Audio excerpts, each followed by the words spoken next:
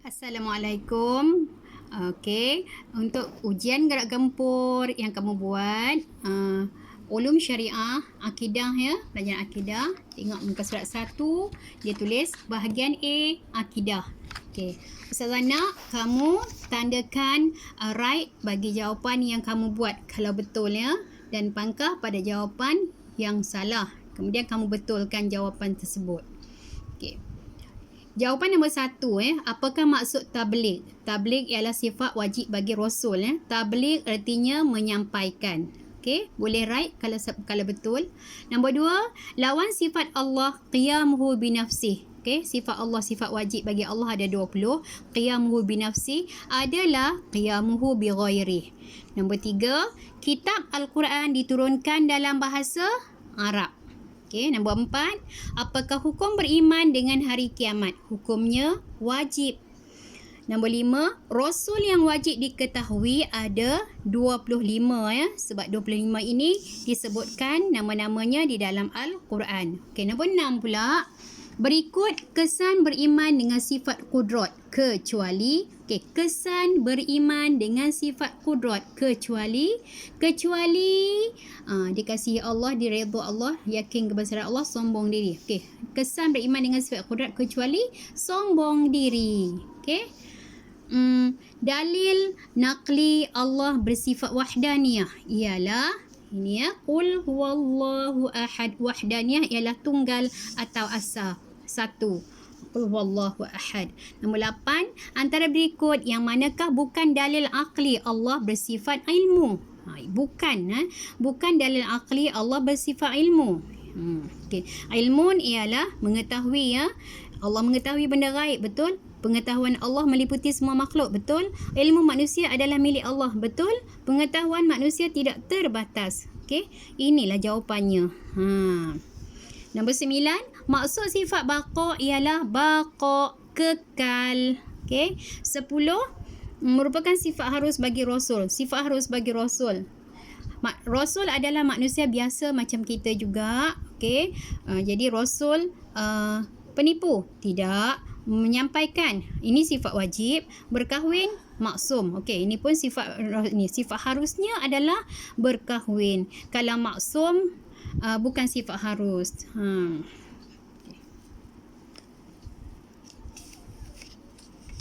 Kemudian muka surat 2, soalan 11 hingga 15. Okey, sesuaikan jawapan yang betul. Nombor 11, dicipta daripada cahaya. Okey, sini malaikat atau rasul. Dicipta daripada cahaya ialah malaikat. Seperti manusia biasa, rasul. Okey, tidak berkahwin, malaikat. Okey, mempunyai anak, rasul. Dicipta daripada tanah, rasul. Okey, kerana rasul adalah manusia. Soalan 16 hingga 20, isi tempat kosong dengan jawapan yang betul. Gua Hira, 4, terakhir Injil, Gunung Tursina. 16, Al-Quran merupakan kitab yang terakhir. Okey, jawapannya 17, kitab diturunkan kepada Nabi Isa. Kitab apa? Kitab Injil. 18, Nabi Muhammad SAW mendapat wahyu yang pertama di Gua Hira. 19, kitab yang diturunkan kepada Rasul ada 4. Okey. 20, Nabi Musa mendapat wahyu di Gunung Tursina. Okey. Ke surat 3. Soalan 21 hingga 25. Tandakan right atau pangkah pada pernyataan di bawah. 21, beriman kepada hari kiamat rukun iman yang kedua. Salah. Setiap amalan akan dihitung pada hari kiamat. Betul? Semua manusia akan dikumpulkan di padang mahsyar. Betul? Hari kiamat pasti berlaku. Betul? Harus beriman dengan hari kiamat. Salah. Okey? Sebab bukan harus. Jawapannya wajib. 26, gariskan jawapan yang betul. Okey, nombor 1, Rasul ada 4 sifat wajib, iaitu siddiq, amanah, tabligh, fatanah. Okey. Nombor 2, ta'addud merupakan sifat mustahil bagi Allah ya. Sebab sifat wajibnya ialah wahdaniyah. Satu, ta'adud ialah berbilang-bilang. Nombor 3, maksud yaumuz zalzalah ialah hari gegaran. Okey. Nombor 4, lawan sifat tabligh ialah menyampaikan. Jadi lawannya ialah menyembunyikan. Kazib, kizbun atau kazib. Al-kazibu adalah sifat mustahil bagi Rasul. Sifat yang benar ialah siddiq. Okey. Ini sifat mustahil. Ahmad berbincang dengan Kamil tentang sifat ilmu Allah yang maha mengetahui. Mereka membuat beberapa perbezaan antara sifat ilmu Allah dan pengetahuan yang ada pada manusia. Berdasarkan situasi di atas, berikan dua perbezaan tersebut. Okey, sebenarnya banyak perbezaan antara ilmu Allah dengan ilmu manusia ya. Okey, antaranya ialah ilmu Allah sentiasa benar. Ilmu manusia pula boleh jadi benar atau tidak benar. Sebab manusia kadang-kadang suka berbohong ya. Ilmu Allah pula tidak terbatas. Okey? Pengetahuan Allah tidak terbatas. Tetapi ilmu manusia pula terbatas. Manusia tidak dapat mengetahui segala yang di luar kemampuannya. Okey. Kemudian muka surat 4. Isi tempat kosong dengan jawapan yang betul. Okey, tulis dua sifat mustahil bagi Rasul. Sifat wajib kita dah tahu ya, siddiq, amanah, tabligh, fatonah. Jadi tulis dua sifat mustahil. Okey, Ustazah tulis di sini 4. Jadi jawapan kamu yang mana satu betul ni? Khianat betul, kazib betul, kitman betul, biladah pun betul. Okey, tengok mana satu jawapan kamu, tapi tulis dua saja. Khianatlah, kazib ialah dusta ataupun dusta atau bohong ya. Kitman ialah menyembunyikan, biladah ialah bodoh, kerana Rasul ini bersifatnya fatonah, bijaksana. Okey, tulis dua dalil akli sifat hayat bagi Allah.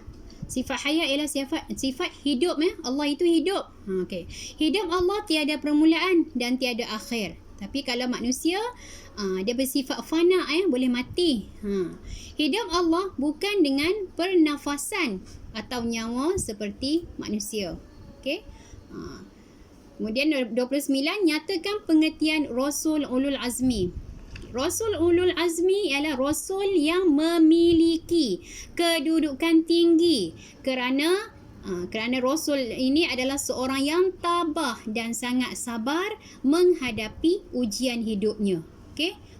Ini maksud Rasul Ulul Azmi. Rasul yang memiliki kedudukan yang tinggi kerana kesabaran dia dan ketabahannya menghadapi ujian hidupnya untuk menjadi seorang Rasul. Muka surat 30, nombor 30.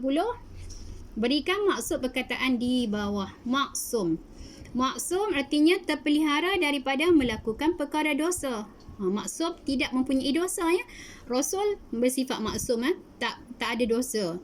Mukjizat ialah perkara luar biasa yang dianugerahkan Allah kepada Rasul sebagai bukti, bukti kebenaran ataupun bukti kenabiannya. Okey.